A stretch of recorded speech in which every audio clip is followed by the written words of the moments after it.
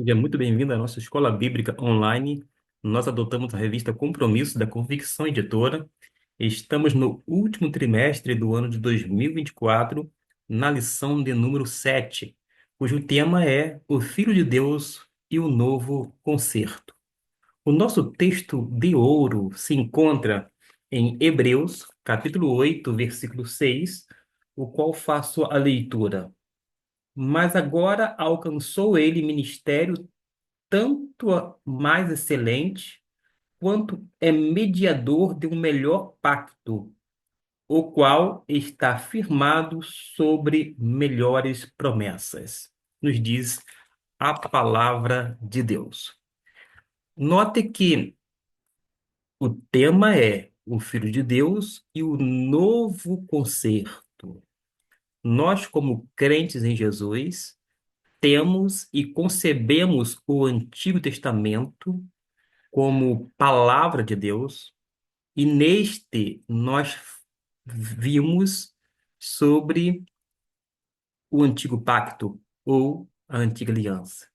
Mas acontece que em um Novo Testamento mostra que há um novo pacto ou uma nova aliança que é superior ao antigo. Portanto, não há razão para nós pregarmos a antiga aliança, porque nós não vivemos mais debaixo da lei, porém, estamos debaixo da nova aliança em Cristo Jesus. Uma curiosidade: se a gente for catalogar todas as leis contidas no Primeiro Testamento e no Segundo Testamento, pasme, nós temos mais leis, ou melhor dizendo, mandamentos, no Novo Testamento do que no Antigo Testamento. É algo impressionante.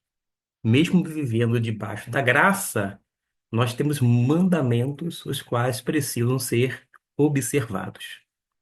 Dito isto, a gente pode, para iniciar a nossa lição, falar sobre o assunto proposto para hoje, a ordem de Melquisedeque, a superioridade do seu sacerdócio, o novo concerto e o sacerdócio dos crentes. Vamos nos basear em Hebreus 7, do 1 ao 10, porque quando a gente fala sobre a ordem de Melquisedeque, a gente precisa conceber que Melquisedeque é um tipo de Cristo, claramente. Há um recurso dentro da interpretação que começa a avaliar a chamada tipologia.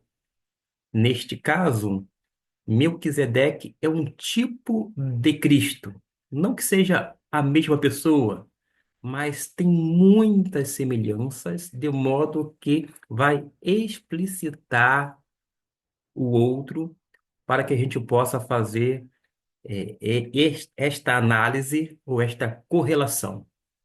Tudo que se sabe dele no Antigo Testamento vai se achar em dois textos bíblicos: Gênesis 14, do 17 até o 20, e no Salmo 110, versículo 4.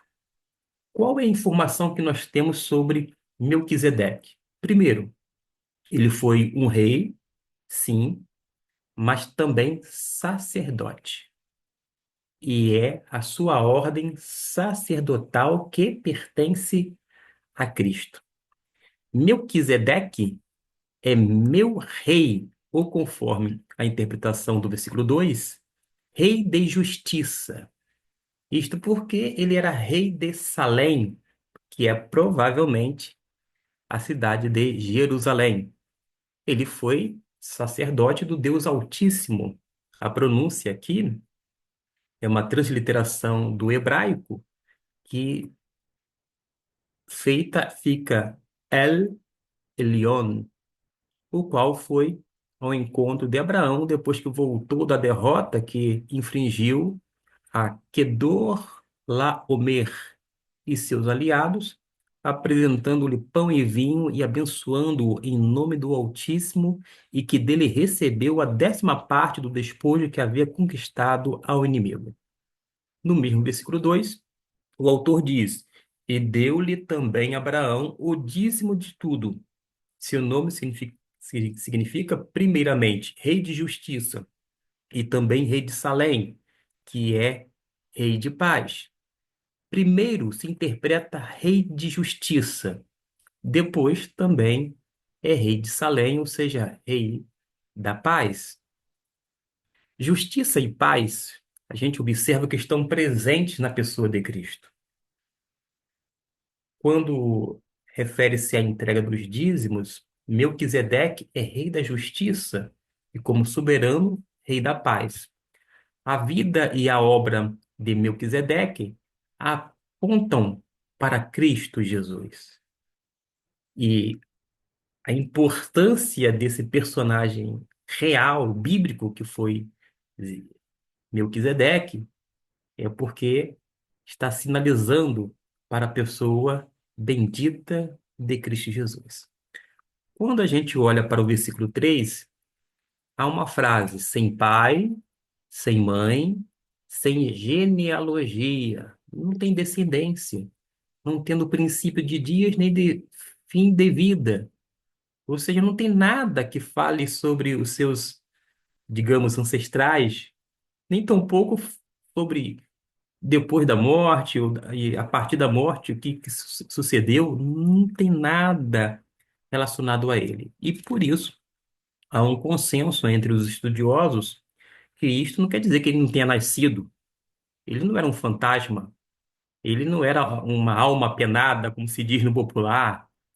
Ele não é alguém que não tinha memória ou registro. Ele nasceu em um determinado local, dentro de um contexto familiar, etc e tal, mas nós não temos nada nesse sentido em termo documental.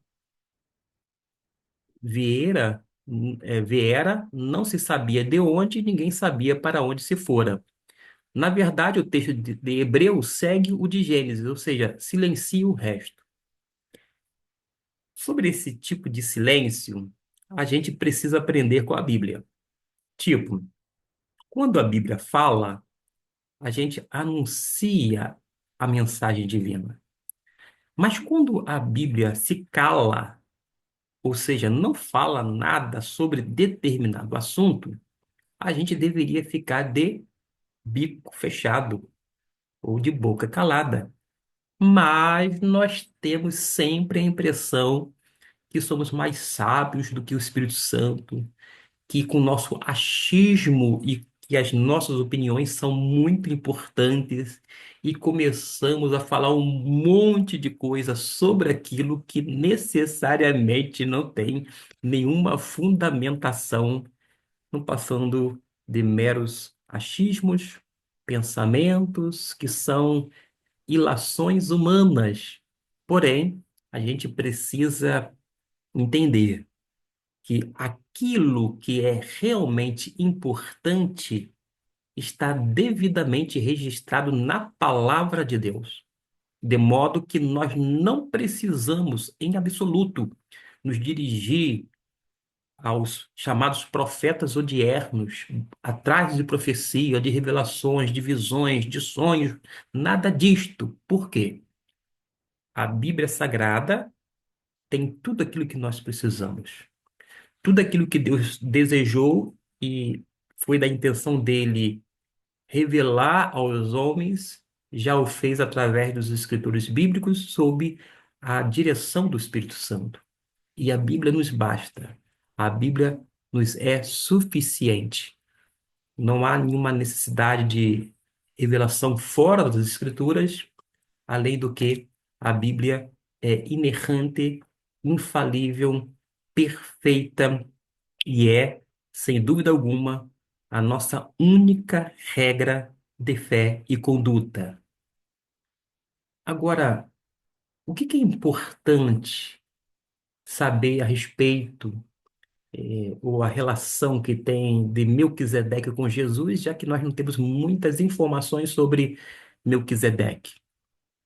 O importante é que ele foi semelhante ao Filho de Deus e permanece sacerdote para sempre. Nós não sabemos nada sobre o término da vida de Melquisedeque, mas nós sabemos que Jesus permanece sacerdote. Ele não apenas o foi, mas ele o é. Sabe por causa de quê? Porque a Bíblia diz que o Espírito Santo intercede diante de Deus com gemidos inexprimíveis. Nós temos a pessoa bendita do Espírito Santo para interceder por nós. Sabe por causa de quê? Porque nós não sabemos orar como convém. Mas a Bíblia também diz que Jesus Cristo está à direita do Deus Pai, intercedendo por nós. Por isso que o sacerdote de Jesus é eterno. Os versículos 4 a 10 ensinam que o sacerdócio de Melquisedeque é maior que o de Arão, quando se contrasta um com o outro. Qual é, quais são as coisas que nós temos visto? Pelo menos as duas linhagens diferem extraordinariamente. Em primeiro lugar, os filhos de Levi, uma vez feitos sacerdotes, receberam instrução no sentido de recolher os dízimos de seus irmãos que descendiam de Abraão. O próprio Abraão, que é o pai da fé, ele está aqui dizendo que ele pagou o dízimo, mas ele devolveu o dízimo, e se devolveu por minha conta, tá bom? E ele devolveu o dízimo a Melquisedeque, que era sacerdote para sempre. Admite-se ainda o fato de até mesmo Levi, o recebedor de dízimos, haver devolvido dízimos ao Melquisedeque, pois ainda se achava nos lombos do seu bisavô, o pai Abraão, quando ele devolveu os dízimos ao rei de Salém.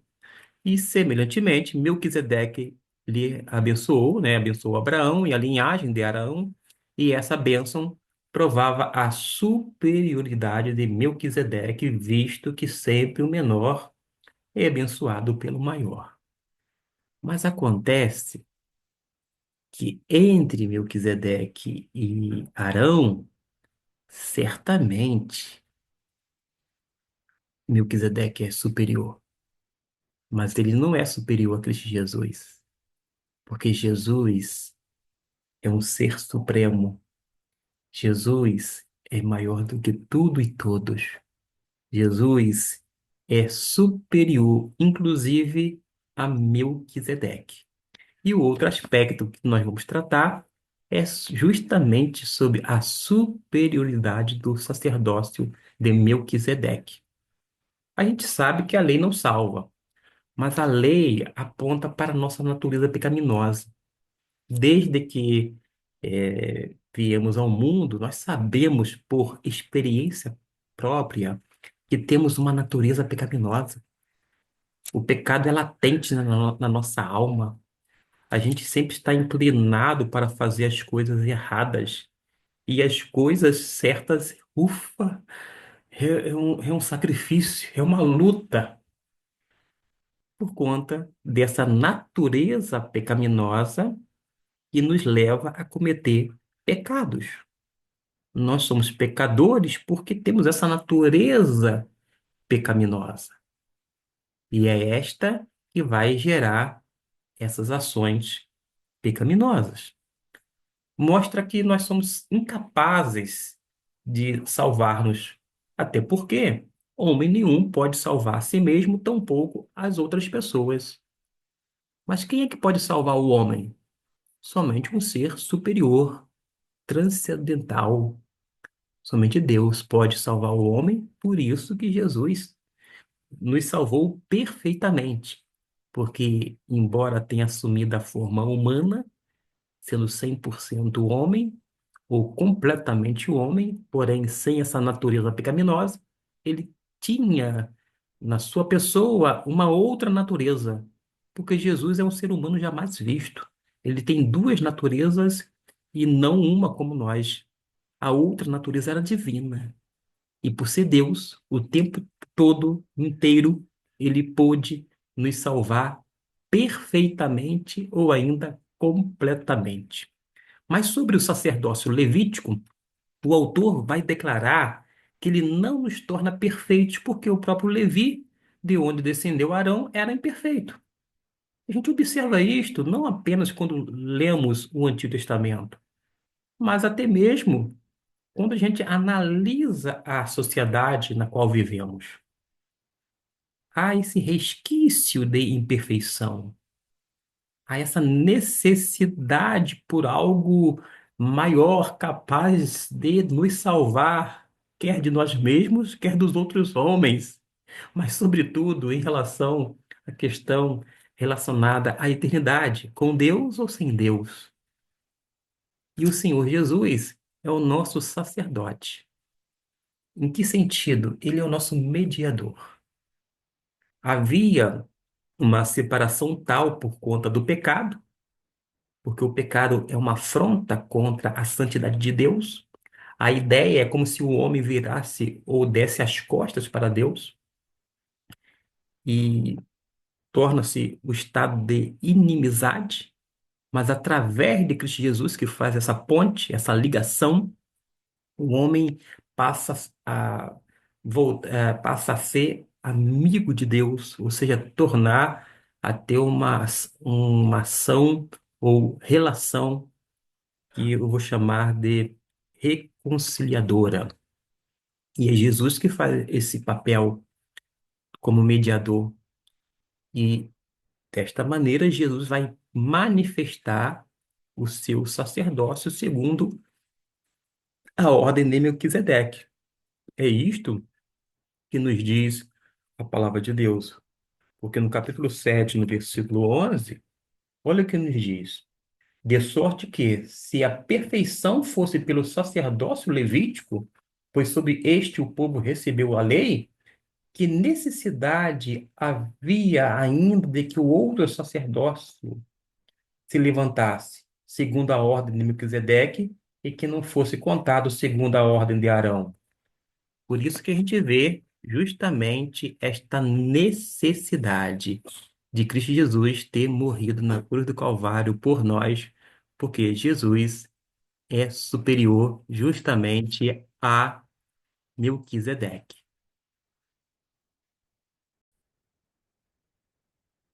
Para o autor da epístola, mudando o sacerdócio, muda-se a lei.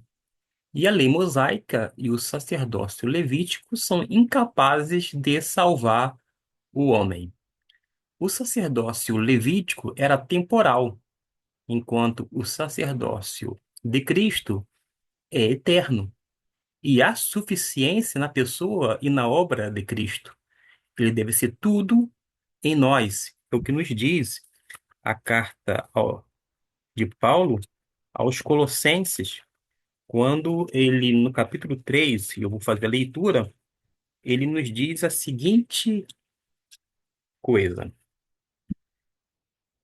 onde não,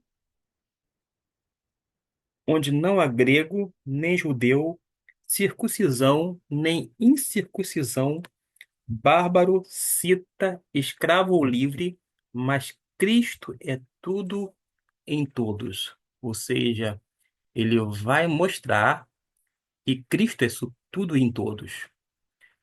Quando veio esta palavra, a suficiência na pessoa e obra de Jesus, me veio à mente a maneira como nós, batistas, finalizávamos a oração, porque nós falávamos lá na parte final, agradecido a Deus, a Jesus, né, como nosso único e suficiente Salvador. Parece um costume qualquer, até mesmo antigo, mas revelava uma convicção, uma certeza de que Jesus é o único que nos salva e nós não podemos fazer absolutamente nada para garantir sequer a salvação. Por isso que nós enfatizamos que uma vez a pessoa sendo salva, ela permanece salva por causa da obra de Cristo e da pessoa de Jesus. Já nos versículos 11 até 28, vai ter alguns destaques, tipo um sacerdócio divino, sacerdócio eficiente, eterno, perfeito. Tudo isto atrelado ou associado à pessoa bendita de Cristo Jesus. Agora, tem outros itens que vai reforçar ainda mais a superioridade de Cristo sobre Arão, inclusive também sobre Melquisedeque, porque Cristo se tornou sacerdote em virtude de um juramento divino, mas não são assim com os aronitas, isto é, Arão e seus descendentes sacerdotais. Cristo é eterno, ao passo que os aronitas morriam e tinham que ser substituídos. Cristo é impecável, ao passo que os aronitas não eram. Repito aqui, que Cristo sequer tinha a natureza pecaminosa que nós temos.